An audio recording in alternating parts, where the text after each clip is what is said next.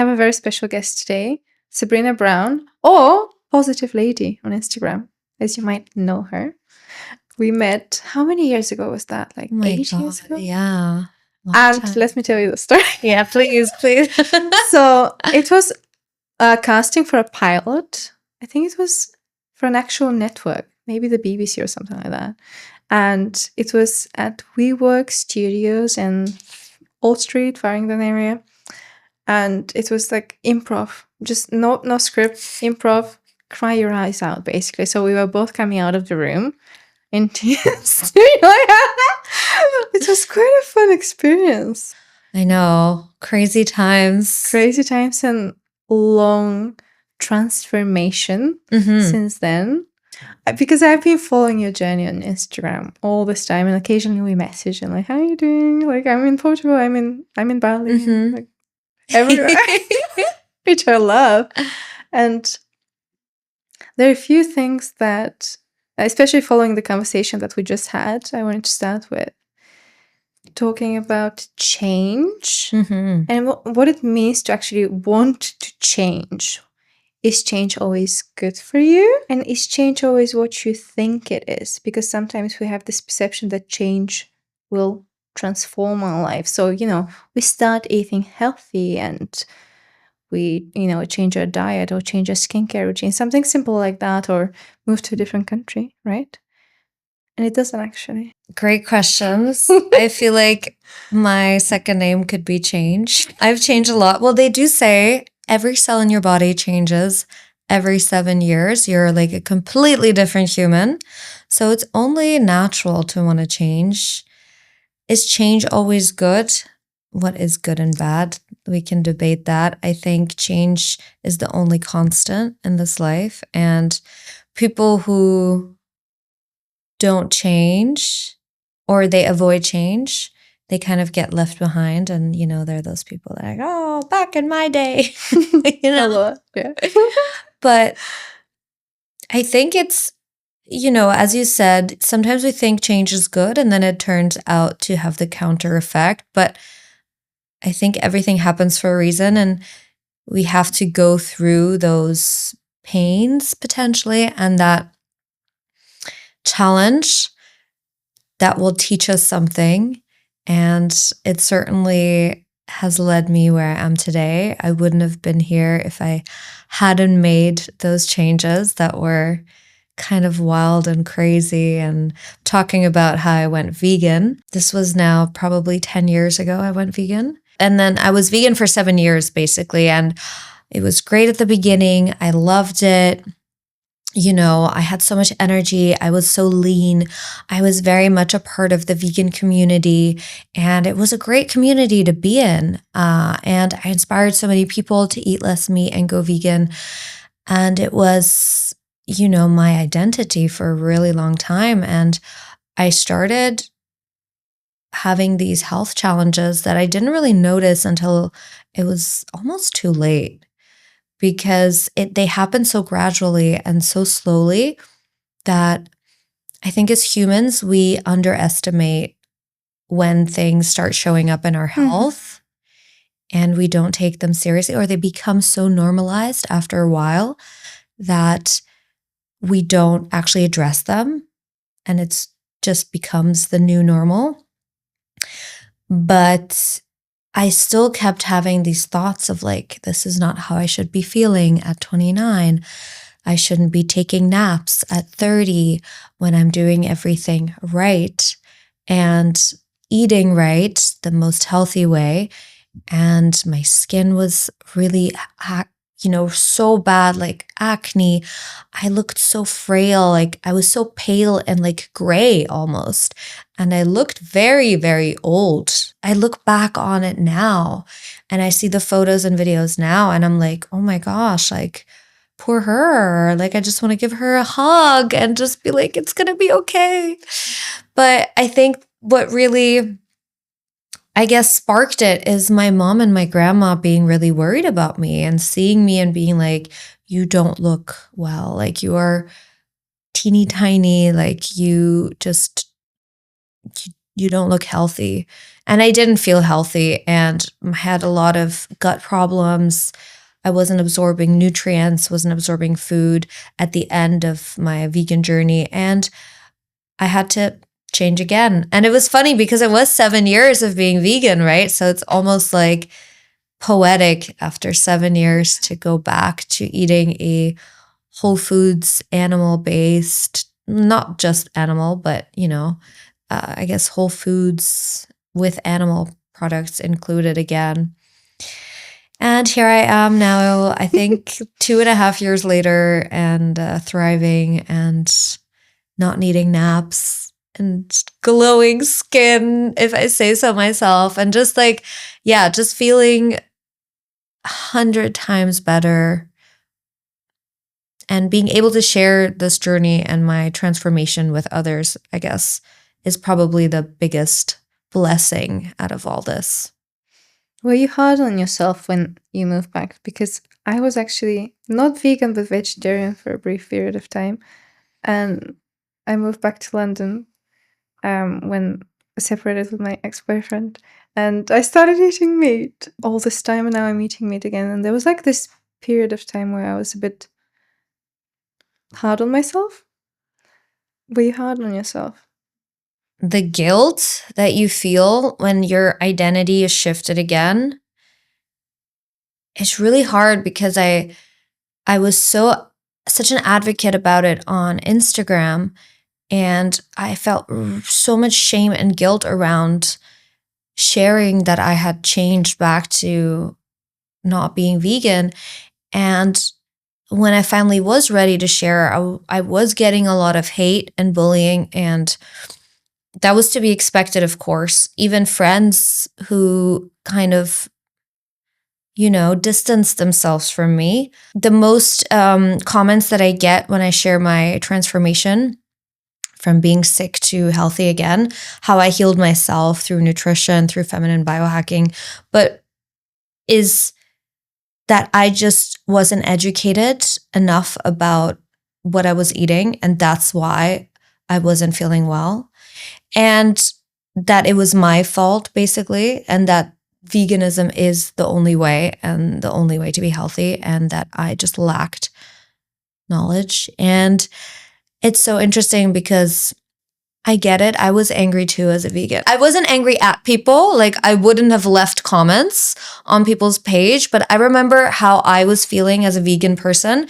And I was angry at what was happening, and I was angry because I was malnourished and I didn't have proper nutrition. So I had anxiety. I had some, angry thoughts because my body was just not getting the nutrients it needed. We have beliefs about what's right or wrong. And the process of changing our beliefs is so big, right? I remember when I became vegetarian, it was oh my gosh, this is my new life. Like you were saying, it's an identity, and it's a path you walk in life where you you kind of base a lot of your decisions off that. And there's this thing when you then go back on it, it's oh, so who am I now? And there's this what's the word? You're kind of trying to discover yourself again and who you are and what your beliefs are, because this is who you were, your entire identity. And it's a very interesting thing because sometimes, like you were saying, I still, when even when I get an email for a casting, it's what are your dietary requirements? And I say none. And I feel oh, okay. On a different note, you're doing all these amazing things. So how did you get here? I took the DLR. Just kidding. That's the train station. No, I think, how did I get here? That's a big question. I would say it's a mixture of constant change. Again, I feel like my life is just one change after the other. I kind of do these changes without thinking about it too much. I just kind of go for it and then think about how it's going to work out later. But I basically was working as a model and actress in London for a long time. And during the pandemic, I went to Bali with my backpack. And I was like, okay, I'm just going to go there for the, lockdown, and then I'll be back. But I arrived there and I didn't want to leave. And I ended up staying for a whole year. And then I was like, okay, I need to come back to London. What about acting? I was modeling in Bali, but, still not as much happening as in London, right? So I came back to London, was working a lot. Like my career was, popping off, and I was on some movies, like a Netflix, like a few things. And I wasn't feeling fulfilled. I felt really lonely. Really, really lonely that year. I just wanted to get back to Bali because I saw that there was a difference. Here, it's very much about hustle, hustle, hustle, right? And in Bali, it was like chill, chill, chill. There was such a better work-life balance. Like I would work, 2-3 times on a photo shoot per week and then chill the rest of the time. And I was like, wow, this is great. Like, what? I can do that, whereas here in London, I used to work like 2 jobs a day. I would do like modeling and then events work in the night. And like, I don't know. I was just like, the busier you were, the better, right? And you need a lot of money also to live in London. So I then went back to Bali after that year in London and sort of moved there, right? And I loved it. It was so good. And it sparked like, okay, what am I going to do now? Because I was still modeling there, but there was no more acting. And I needed to find a new career path because modeling is, it's fun. But I feel like after a while, you never know what's going to happen, right? As you get older. Yeah, never. I don't know what I'm doing next week. Exactly. So I had a few different ideas. One of them was I was going to create a jewelry brand. I love hand chains. We already had like designs. I got some prototypes, but then I was like, you know what? That's not my passion. Like I've always been the kind of person, like I want to really do something that I love and that I'm passionate about, that I'm excited about. I don't want it to feel like work. That's why acting was so perfect. Modeling was great. And I just took some time for myself there while I was modeling to like figure it out, and I guess kind of like a sabbatical in a way. And I started sharing some mindset videos, and, I enjoyed that. And then I just started sharing some health videos and biohacking stuff. And in the beginning times when I was still vegan, I was kind of biohacking like a man. I wasn't that aware yet about the feminine ways to do that. But yeah, I just started sharing that, and it really resonated with people. And I kept going and going and going. And then, yeah, it just sort of blew up, and I started working with great companies that I really love and making marketing campaigns for them. And last year, I launched my course, Timeless Woman, which is a feminine biohacking course.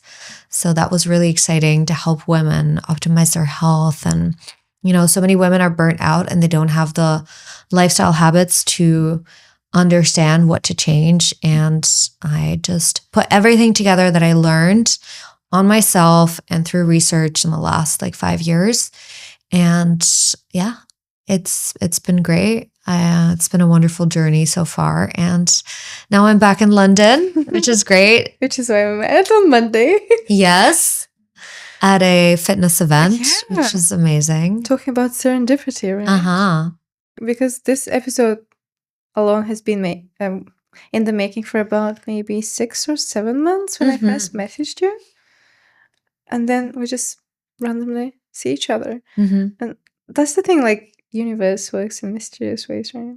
What is it about women that, because also when it comes to research, I guess most research is not specifically for women. And then it's like, their hormones, you have periods and things like that. It's like, Very different. 90% of research is done on men.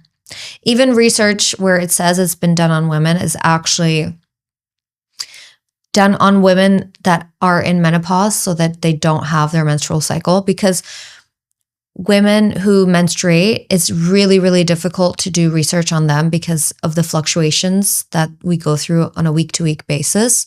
So there's definitely a lot of medical misogyny going on, because that's why we see so much PCOS, endometriosis, women suffering in silence and suffering with pain and issues that shouldn't be happening. You know, they tested the pill on men in 1950s. Sorry, what? Yeah. Yeah. I know. Why? To be honest, I've never taken the pill in my life. Oh my God, lucky you. I did try, and the reason why I stopped is because I kept forgetting to take it. Which is not great. That's great. No, that's great, because it saved you from all the side effects and What hormones. is the most common side effect that happens from the pill? There's so many, but you know, it's a carcinogen. First of all, the list of side effects is like this, but it masks any symptom that you have, because most women who go on birth control is because of some symptom, right? Either PMS, acne.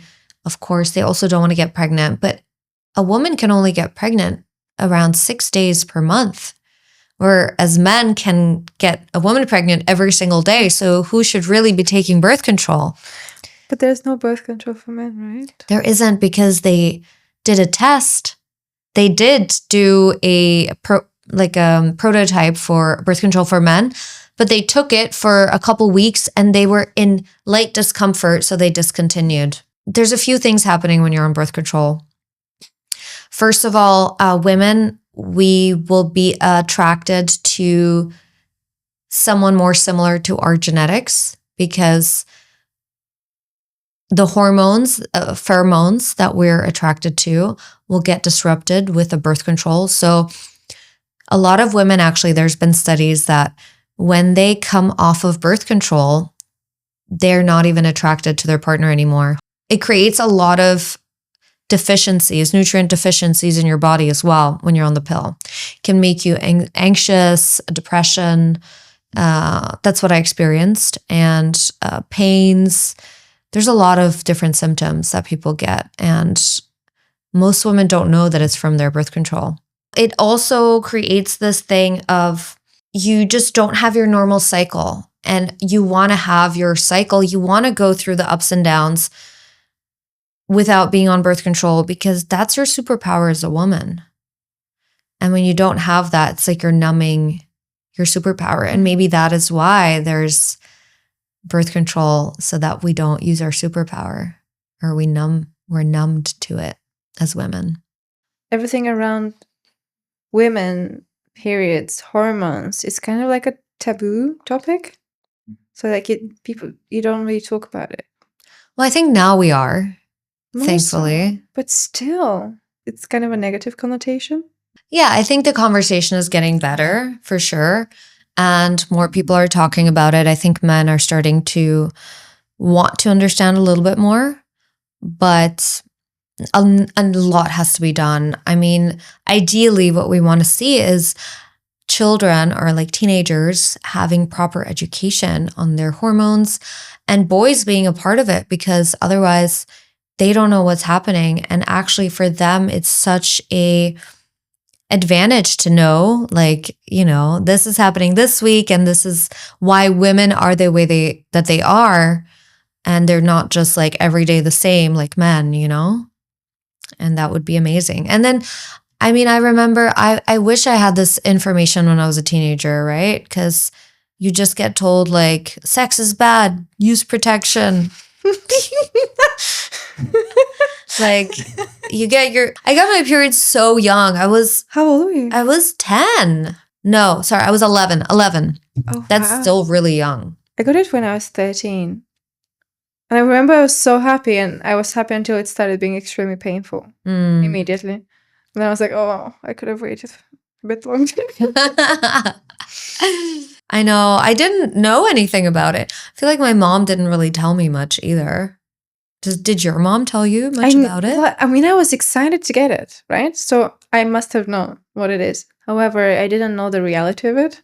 I'm like, oh, it's really like super painful, and you will stain a lot of things. A lot of things. Yeah, that's true. So, that's true. And sleeping is not going to be comfortable. Yeah, I mean, I think, again, if we had more education on it, there wouldn't be so much pain around it, because I used to have such painful periods, like debilitating pain where I couldn't sleep. I had to take ibuprofen 3 times per day. And now, nothing. What did you do about that? Lifestyle changes. I need to know more about that. You want to track your cycle so that you know in which part of your cycle you are in. And when you reach luteal phase, which is roughly, like, let's say day 16 to day 28, if you have a regular cycle, this is where you want to start slowing down. So not going full speed ahead. You want to give yourself a little bit more rest. You want to sleep a little bit longer. Maybe you need to add more complex carbs because your metabolism is faster during that part of the month. Your temperature is going to be higher, and you need to eat more food, like 10% more calories. So when women say, oh, I'm just starving, like, yeah, you are, because you need more food. And then a lot of women, what they do is they'll cut more food, and then their body will complain with pain, with PMS. And, there's a lot of things that you can do. I have a guide that shows you exactly what to eat during each phase of your cycle, literally like breakfast, lunch, dinner, because I know how important it is to nourish your body, because food is medicine. And if you use it wisely, it can heal you. So there are a few things that you can do. And yeah, I think it's also about testing your hormones. Doing a Dutch test. I don't know if you've heard of the Dutch test. So the Dutch test is really interesting because it tests you 2 different parts of your cycle. So during like day 3 and day, I believe, 21. So because our cycle, our hormones fluctuate throughout our cycle, you want to be testing throughout different times to see like your estrogen levels and your progesterone levels. And with this test, you'll be more likely to see where something is off balance, because off-balanced hormones, they create, a multitude of things, basically. And that can be a cause of PMS. And yeah, there's a lot of things to do. It's not normal. Is it easy to get that test done? Yes. Right. You can even do it with the NHS. Really? For sure. But it is not normal to have period pain. It's normal to have discomfort, but not pain. Like pain where you're like crunched up or have to take an ibuprofen. That is not normal. That should not happen. Like periods and also fertility is a big topic. And I know you also talk about fertility. And it's very interesting because I'm 35 myself. And fertility is a question because I'm also single at the moment. So it's like, I am thinking about my fertility and what it will look like in the future. What is something that you've discovered about fertility on your journey? I would say, again, hormones are the CEOs of your body. The better you take care of your hormones, the more fertile you will be, the later onset of menopause you will have, because there's so many women nowadays who are going into perimenopause around 35, starting because they don't take care of their bodies. They live like a man. They don't cycle sync. They just hustle, and they push their bodies to burnout and to, perimenopause. And it's really sad because, a lot of women, we have a lot of pressure as women as well, right? To look young, to have the career, to have the family, to everything, right? But instead of just thinking about how can I look young using medical procedures, beauty treatments, beauty products, it comes from within. You know, like the stuff you put on top it can help a little bit, but not if your cellular energy and your hormones are off. Then it's just masking it, right? So again, we need to look at our hormones. We need to look at our cellular health, and we need to stop acting like small men. I've been thinking about this so much recently, especially the fertility part, because of this, also societal pressure and things like that, because you can, unfortunately, it seems like as a woman, you can just have children younger, and sometimes men can have children so much older. It's like, it's what it is. Yeah, I think nowadays, there are women who are much healthier, and I think there's nothing wrong with having a child in your 40s, if that's what happens, you never know the timing of your life. It's more about, I think people need to understand that they need to prepare for pregnancy. So you want to get into the best shape of your life, into the best health, or like really optimize everything in your body, man and woman, right? Because men, 50% is on the man. The sperm quality affects fertility so much. It affects the pregnancy way more than people think, right? It's always like, oh, the woman needs to be healthy, but what about the man? If the man is like running on coffees, not exercising, eating like shit, partying, I don't know, doing all these things, stressed, that's going to affect the pregnancy and the baby just as much as the woman's health. And, men need to take responsibility for their part too. And that's why I believe doing like a health glow up together before you want to, conceive is just going to make your chances so much better, and your chances for a healthier baby will improve drastically. There's also this documentary, I don't know if you've seen it, The Plastic Detox on Netflix. It talks about how plastic really is affecting everyone's life. It is in everything, right? Yes. And it follows, basically a small recap, it follows 3 couples or 4 couples who have been trying to conceive but can't.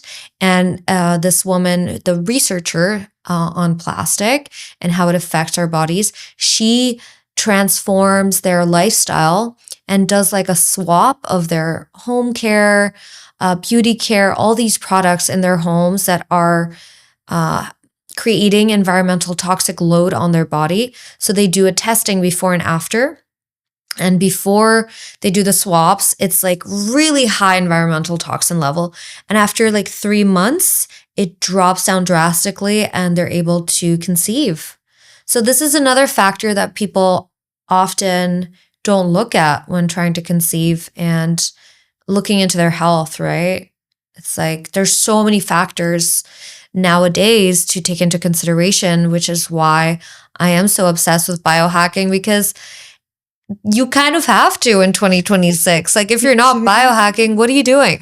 You do. I mean, even sometimes you chop on a plastic board and No. That's the thing. Plastic is in everything, right? I know, but don't use a plastic chopping board, girl.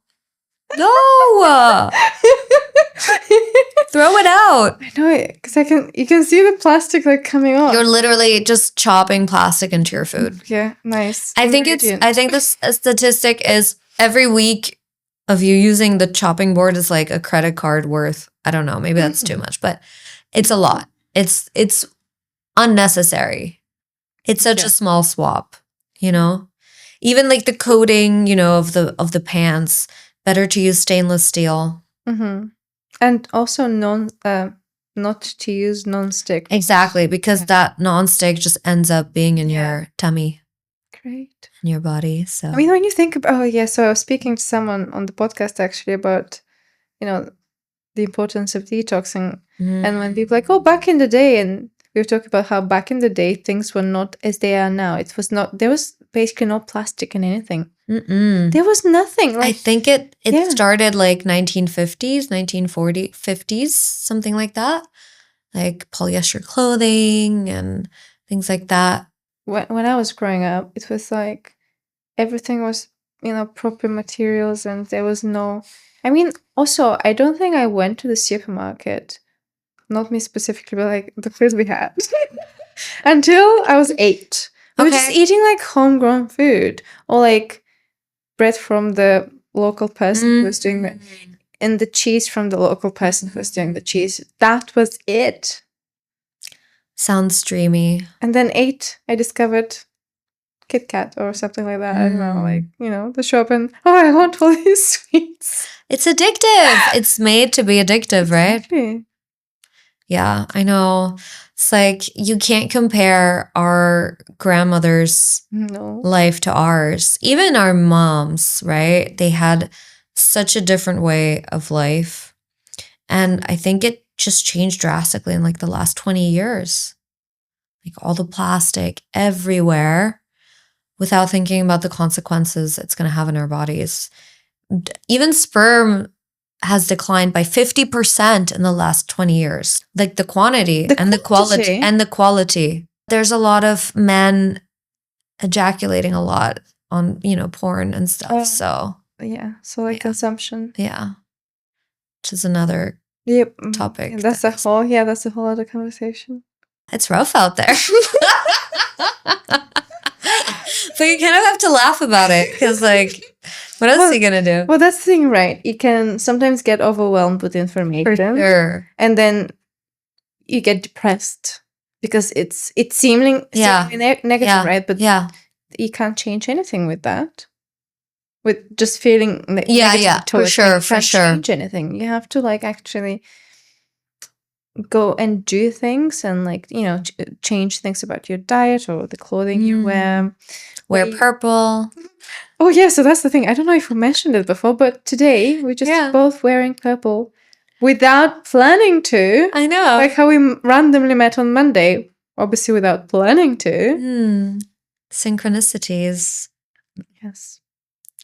Yeah, I love it. And we had like that similar journey, the vegan vegetarian thing. Was there something that you discovered recently? It's almost like a hack, something like a superfood. Oh, yeah. So I love sardines. Sardines are a superfood, a multivitamin for women. I'm obsessed with everything that they can offer you. And they're super high in omega-3s, great for skin health, inflammation. It has so many nutrients and also very low heavy metals for fish. So this is something that I eat like 2 times per week at least. And I supplement with omega-3s as well, but sardines are great. I love oysters. Oyster maxing is the thing. They are so nutritious. And I mean, I love food. I'm such a foodie. My friends actually just came back from Portugal and they brought me canned sardines because they have them. They know. Because I lived there and they're like in the whole shops you have. It's so actually beautiful packaging. But sardines I actually discovered from you because I saw you post, right? Yeah. And then I started making sardine salads myself. Yay! And I'm obsessed. Good. Oysters, no, I don't like oysters, but sardines. It was from you. I got them from you. And I love them. I have them with pepper and onion and shallot. Is that how you pronounce it? And it's actually very tasty. I think I need to make a sardine dinner tonight because I'm like frothing right now. And also they're so cheap. They're affordable, Yeah. So if people sometimes say, oh, but living healthy is very expensive, because it could be. Yeah. That is very cheap. Like sardines are the cheapest canned food you can buy in the supermarket, basically. True, but please make sure to only buy sardines either in brine or in extra virgin olive oil. Don't buy them with any additives, any chemicals, and sunflower oil. It's a no-no. That's what I listened to you. And I've been eating my sardines, and sometimes people will be like, what are you eating? Yeah. It's delicious, though. Yeah. Yeah, they have a particular smell. The smell is, but actually they taste. It's true. They don't taste as bad as they smell. They taste great. Yeah, they smell off-putting. Yes, exactly. And then you try them, you're like, oh, it's It's a good well, not secret anymore, but Yeah. yes. It's great. I love it. Obsessed. It's something that I heard. Now I just remembered it. About, I think it was on a podcast, or I have no idea where I heard this, but someone said to eat sugar, if you want to eat sugar, drink vinegar before. I am not a fan of that. Apple cider vinegar is so acidic, and it's not something that you just want to take willy-nilly 2-3 times per day. Honestly, it's so bad for your mouth as well to have so much acidity in your mouth. And there's other ways to balance your blood sugar that are less harmful, such as if you want to, basically every meal that you have, ideally you want to start with a little fiber. So just a little side salad, you could add a little vinegar on your side salad, but just to have it raw is kind of intense. So yeah, a little side salad, and then you have your protein, your carbs last if possible. And then if you want to have something sweet, pair it with some fat. Then it spikes, it blunts the blood sugar spike. Mm-hmm. So something sweet, maybe it's like a cake, have it with a yogurt or something. And yeah, I don't know about apple cider vinegar. I say nay. I remember years ago when I was doing my vegetarian journey, like 8-9 years ago, apple cider vinegar was so big. Like everyone was drinking. You know how everyone was drinking it? Yeah. There was one specific brand that everyone was just buying and drinking. The Mother or Apple, I don't know. It was like a health food. Yeah. But it's funny how I don't kale, remember? Kale used to be like so trendy. Spirulina as well. Spirulina is great. Yeah, I will say that. Yeah, but it's very not very tasty. No. I remember I had a friend and we did all the fats. So it's apple vinegar. Okay, we did that. So apple cider vinegar, we do that. Then we did the spirulina. Then we did, I don't know what we're doing. Everything that's just following the trends. Yeah, because I guess also because you're always trying to figure out how to be better, how to feel better, like you were saying. Like I don't want to feel tired, or I don't want my skin to be so shit because it's breaking out and it's horrible, and it's like my skin is actually so dehydrated. I did a blood test that showed that I'm dehydrated. I guess you need more electrolytes. Exactly. Because also I recently discovered that actually just drinking water doesn't hydrate you. Yeah. It's great. Well, that's very useful.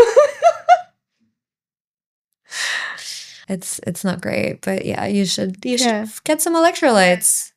Because I drink a lot of water. But it doesn't go into your cells, I guess. It just probably is flushed out. Yeah, well, yeah, exactly. Just gets shedding water. I do sweat. Yeah. Great. So you do really need electrolytes, because when you're sweating a lot, you need electrolytes. I'm finding out so many things. Good. I'm sharing so many things. Great. It's not good if you're not sweating. And the strangest thing is when I go to the sauna, and then obviously I sweat in the sauna, but then some people don't. Yeah, that's not good. That means their lymphs are not open. Their lymphatic drainage is closed, blocked. You just recirculate toxins in your body if you don't sweat.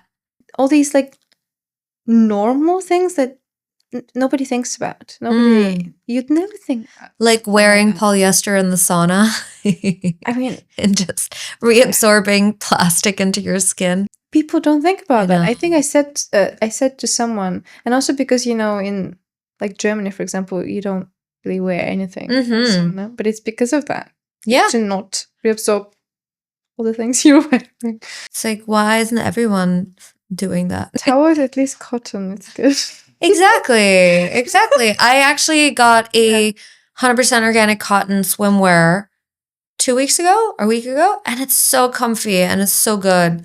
Because sometimes you can't go in nude. Sometimes you're in a mixed sauna, right? And you have to cover up in certain countries. So I'm really happy about it. It's a game changer. Because once it's you feel icky if you're wearing a sauna and sweating. You if you're wearing a sauna? See, If you're in the sauna and sweating, you feel icky. Let's edit that. Or let's keep it in. I don't know. you know, like you think about changing big things sometimes. And actually, it could be like the smallest thing that makes a difference, like not wearing polyester to the sauna. I'm realizing that sounds so privileged. So, you know, when I go to the sauna, I don't want to wear polyester. But I think saunas should be accessible to everyone. There are some saunas, you know, public saunas too. There are communal saunas. Exactly. Like different areas where you can go and like, Mhm. I think it's a membership, but like it's like, very affordable. Yeah. And then also there are a community thing. Like at the Mm. very beginning when you were talking about one of the reasons you moved back out of London because of loneliness. And that's such a big issue. Especially in London, actually it is, because like you were saying, everyone is like hustling and connection isn't really that prevalent. So things like that. And like that's why I go to a choir, because the sense of community is everything. That's so beautiful. So you sing in a choir? Yeah, it's a community choir. I love that.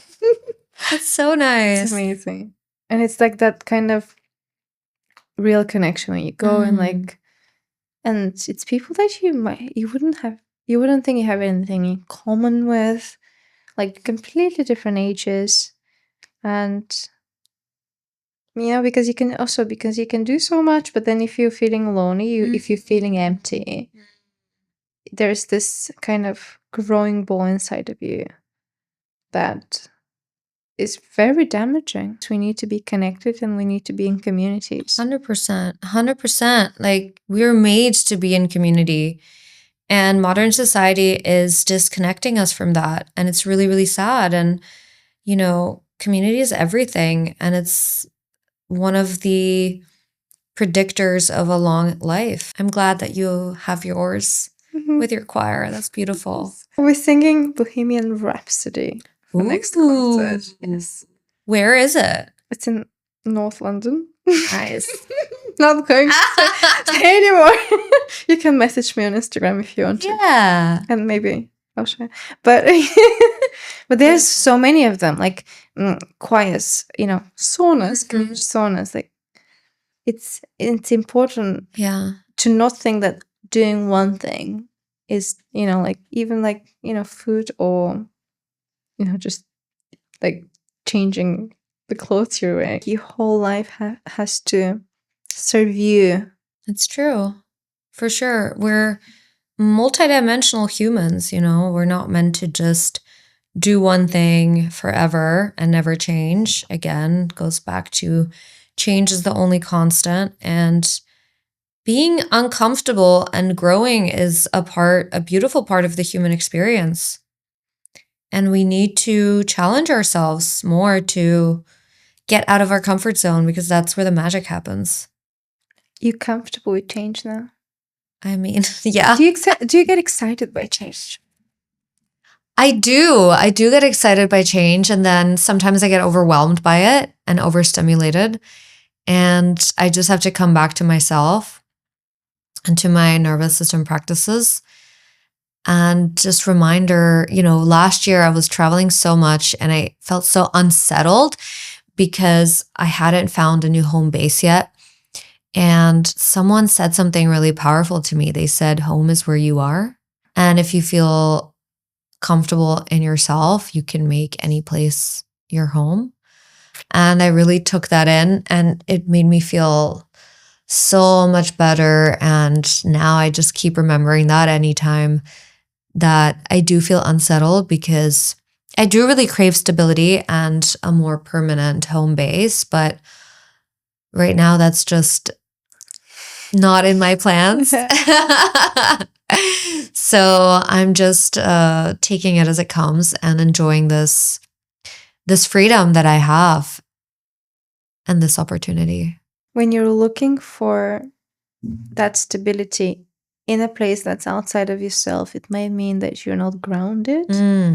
Because I had that myself as well.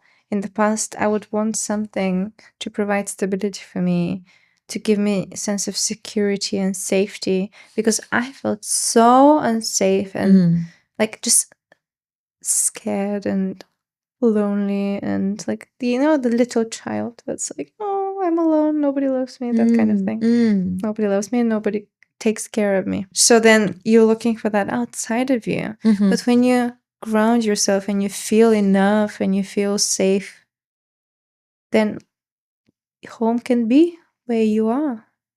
Yeah, I mean, your body is the only home. The like not the only home, but like your body. You know what I'm trying to say? Like your body, the only home you have. Yeah, Because what's that? Like the walls, they're not. yeah, they're just walls. yeah. So it's true. I think it's easy to get so caught up in where you want to go that you forget where you are right now is already such a blessing, and your not previous self, but your past self or your inner child would be ecstatic to know, like, oh my God, this is our life now, right? Do you remind yourself of that enough? Probably not as much as I should because I'm such a forward thinker. Yeah. But when I do, it's like, and then it's like, Well, I went on a retreat, what was it, 1 or 2 weeks ago, and we were talking about that so much, the inner child and how to be there for the inner child, like that kind of, like when you actually physically hug yourself, but it's not you. You imagine like that little version of you in a moment where they were scared or alone, like a moment that created like trauma that, you carried. And that just doing that is like so powerful because you can feel it, you do it. And then, how we really want someone to come and like hug us, and because we feel safe. If we actually do it like that enough, we feel safe. You know that we actually are required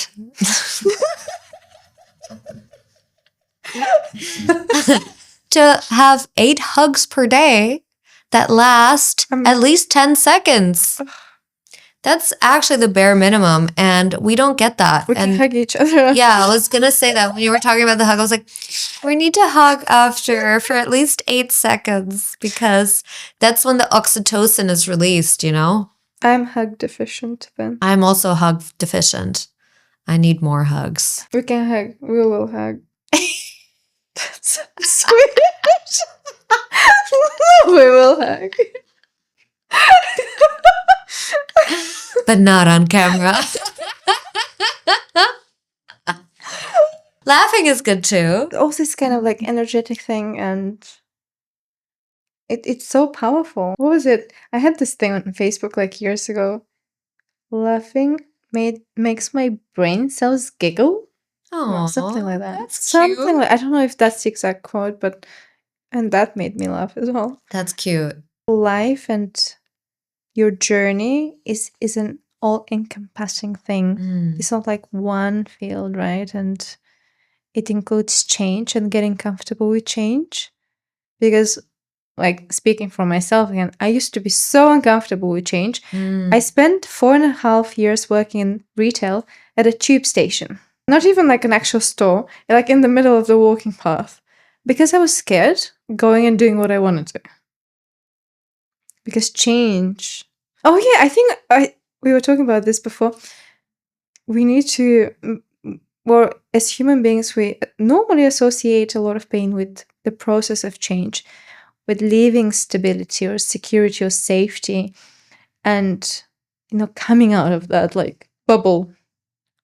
But that bubble is like the worst place we can be in. Agreed. I think it's almost like, how our brain just wants to keep us safe, even if we're in pain or in discomfort.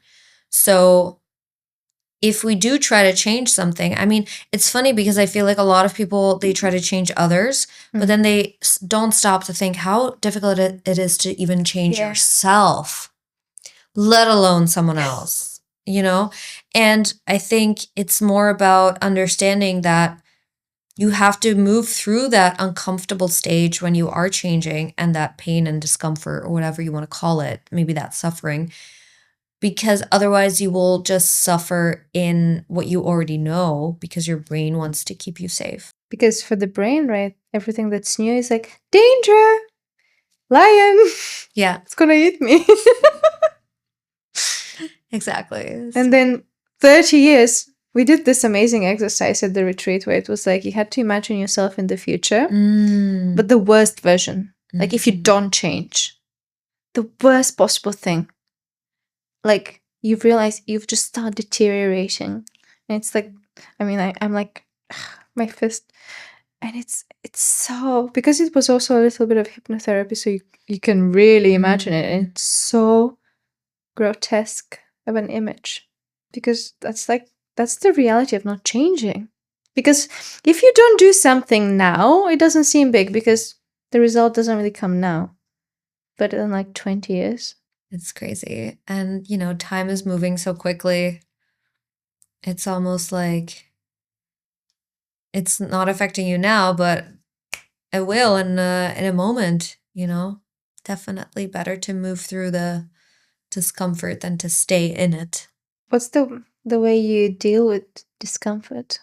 I believe that I had such an interesting and unique upbringing where I was forced to always be in discomfort. We would move either apartment or city every single year. And I would change schools every single year. I was in 9 different schools in my childhood. So I was just used to that discomfort from a young age. And I just kind of learned it was like normalized, I guess. So whenever there is something that is challenging, I believe that it's a lesson for me to move through. And I just have a different mindset to it, I guess, and it's almost like every challenge is teaching me something new, and I can either look at it as, something negative, or I can look at it as something positive, or I can look at it in a neutral way if it's really bad and be like, okay, but it's just a moment in time, and it's just, it's like a wave of emotions, if you're like, let's say, going through something, it's not like you're going to feel that way forever. So it's constantly, you're moving through it, let's say, if that makes sense. Yes. It's something I'm discovering for myself. That's why we met on Monday. Because, there's something like, I feel like people, how like you bump with people over the period of your life, and there's always a reason for it. That's true. What's next for you? What can we expect from you now? A lot of things in the pipeline. Lots of traveling, moving. But also I am very excited about a few different events that I have coming up. I'm going to have a meetup with a London community, which obviously you're very much invited as well. I am planning on hosting a retreat somewhere, like a feminine biohacking retreat, and maybe a book. Who knows? The world is my oyster. Yum, yum, yum, yum. You do love oysters. So we'll see. We'll see. But honestly, I'm a yes person. So just let's see what the opportunities are. I think I might steal that from you. I'm a yes person. I love that. I say yes first, even if I'm not ready, and then I'll figure it out. It's just like having the confidence of an average man. But it is true. Yeah. It is so true. Women overthink everything. Like, that's a superpower that men have. Okay, I'm saying it really is a superpower. I'm not dissing men. Men have so much confidence, even when they are not qualified. Exactly. And I love that for them. That's amazing. And I wish more women had that, because we have such an imposter syndrome, a lot of us women, and we just hide from opportunities and we don't take them on because we think we're not ready or we can't do it. We're actually just creating our own worst enemy, pretty much, right? Like, we're holding ourselves back, but we need to say yes.